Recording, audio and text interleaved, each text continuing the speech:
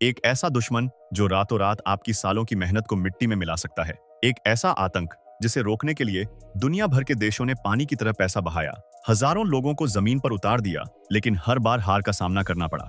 यह एक ऐसी बायोलॉजिकल तबाही है जो खेत के खेत ऐसे साफ कर देती है जैसे वहां कभी कुछ था ही नहीं।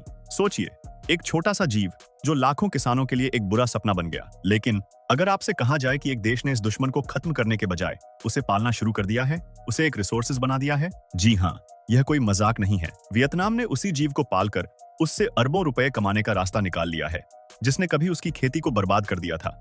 आखिर क्यों?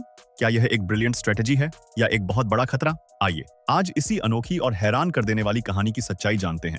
लेकिन आगे बढ़ने से पहले आपसे एक रिक्वेस्ट है, अगर आप हमारे चैनल पर नए हैं तो इसे प्लीज सब्सक्राइब जरूर कर लीजिए, और अगर वीडियो अच्छा लगे तो लाइक करना मत भूलिएगा।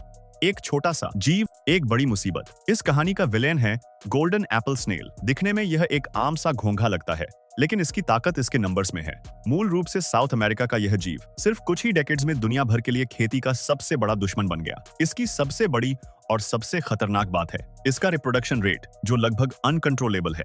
एक अकेली फीमेल स्नेल एक बार में 300 से लेकर 1000 से भी ज्यादा अंडे दे सकती है। और हैरान करने वाली बात यह है कि सिर्फ 2 से 3 हफ्तों के अंदर इन अंडों से निकली नई जनरेशन फिर से अंडे देने के लिए तैयार हो जाती है। इसका मतलब है कि अगर मौसम अच्छा हो तो एक ही सीजन में इनकी आबादी लाखों से बढ़कर करोड़ों में पहुंच सकती है।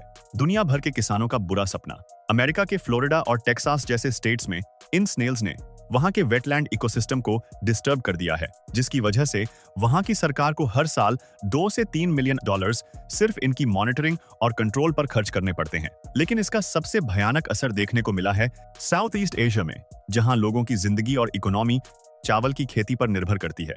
इनकी तबाही का तरीका भी अलग है। यह बड़े पौधों को नहीं, बल्कि चावल के उन नन्हे पौधों सीडलिंग्स को निशाना बनाते हैं जो बिल्कुल नए होते हैं, और एक बार यह नन्हे पौधे डैमेज हो गए तो वो फिर से ठीक नहीं हो पाते। फिलीपींस में 50,000 हेक्टेयर से ज्यादा चावल के खेत इनकी वजह से बर्बाद हो गए। थाईलैंड और इंडोनेशिया में कई इलाकों में फसल का उत्पादन 10% से 40% तक गिर गया, जिसकी वजह से किसानों को एक ही सीजन में कई बार खेती करनी पड़ी। सदर्न चाइना में तो एक बड़े आउटब्रेक के दौरान $1 बिलियन से भी ज्यादा का नुकसान आंका गया था। जैसे ही किसानों को खेतों के किनारे गुलाबी रंग के अंडों के गुच्छे दिखने लगते, वह समझ जाते कि एक और मुश्किल जंग शुरू हो चुकी है। लाख कोशिशों के बाद भी नाकामयाबी।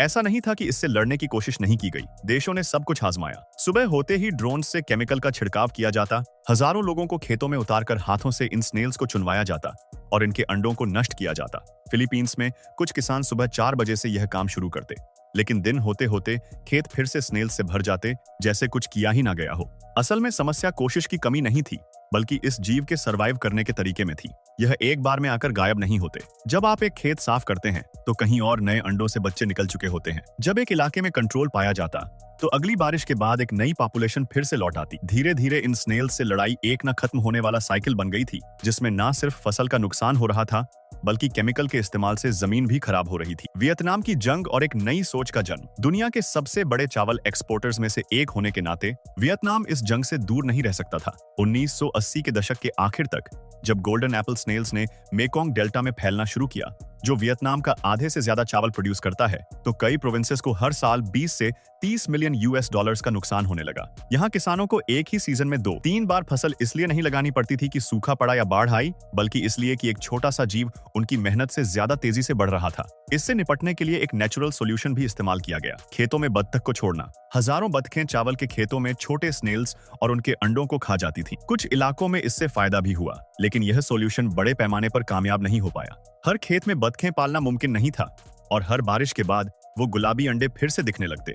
जब सालों की लड़ाई के बाद भी कोई परमानेंट सॉल्यूशन नहीं मिला, तब एक बिल्कुल अलग और हिम्मत वाला आइडिया सामने आया। क्या हो अगर चावल के इस दुश्मन को इंसानों के लिए एक रिसोर्स में बदल दिया जाए? आपदा में अवसर, जब दुश्मन बना दोस्त।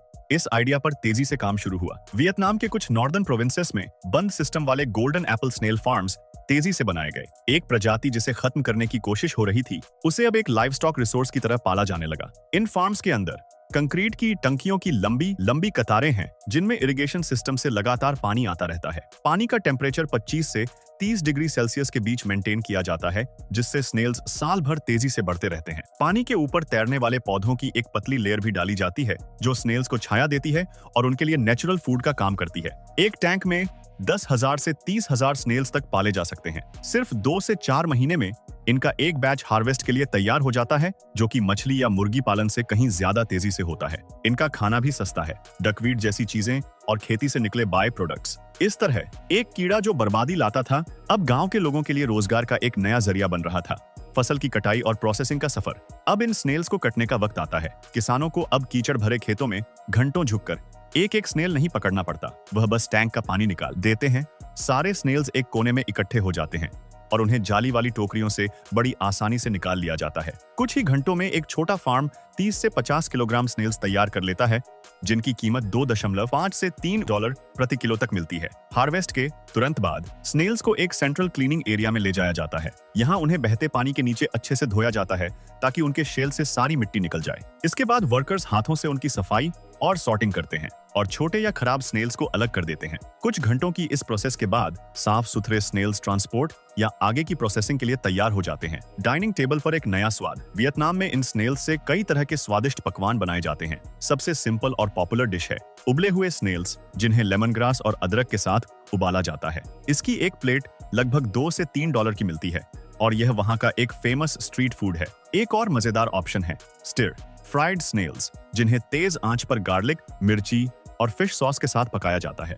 कई नाइट मार्केट्स में इन स्नेल्स को सींग पर लगाकर स्टीम या ग्रिल भी किया जाता है। साफ है कि एक जीव जिसे किसान नफरत से देखते थे, अब वह उनकी डाइनिंग टेबल का एक हिस्सा बन चुका है। सिर्फ खाना नहीं, इंडस्ट्री का पावर हाउस भी। लेकिन इन गोल्डन एप्पल स्नेल्स की कीमत सिर्फ डाइनिंग टेबल तक सीमित नहीं है। हार्वेस्ट का एक बहुत बड़ा हिस्सा एक अलग ही दिशा में जाता है, लाइव स्टॉक और एक्वाकल्चर इंडस्ट्री, यानी पशु और मछली पालन में। इन स्नेल्स को पीसकर मछलियों जैसे कि ग्रास कार्प और तिलापिया के लिए एक हाई प्रोटीन फीड तैयार किया जाता है।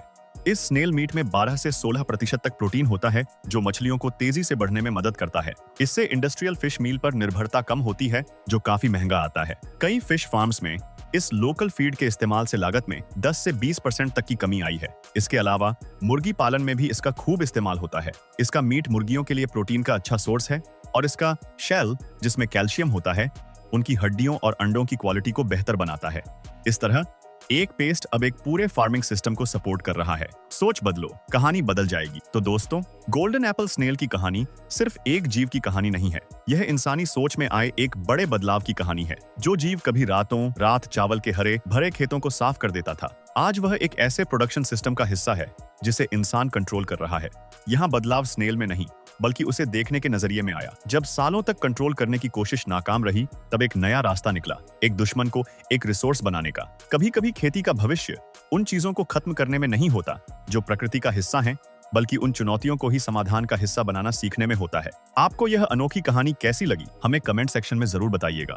और ऐसे ही इनक्रेडिबल एग्रीकल्चर और टेक्नोलॉजी से जुड़ी स्टोरीज के लिए हमारे चैनल को लाइक और सब्सक्राइब करना ना भूलें। मिलते हैं अगले वीडियो में। Thank you for watching.